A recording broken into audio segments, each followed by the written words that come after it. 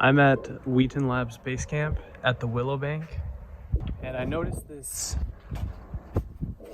feature built into the wall. It got some holes made in it specifically for holding marbles, but there's only one marble left here.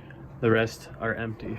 So I talked to Paul about these marbles, and he told me that they were stolen by flying monkeys. So today I'm going to be replacing them and adding in some nails so that the marbles will stay put.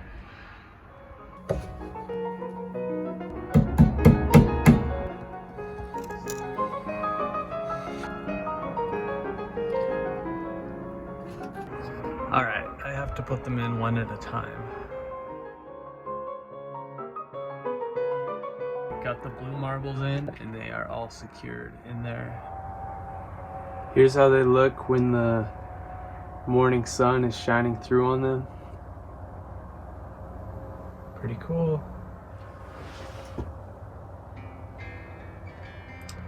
If you like this sort of thing, come check out the forums at permies.com, where we talk about willow feeders, homesteading, and permaculture all the time.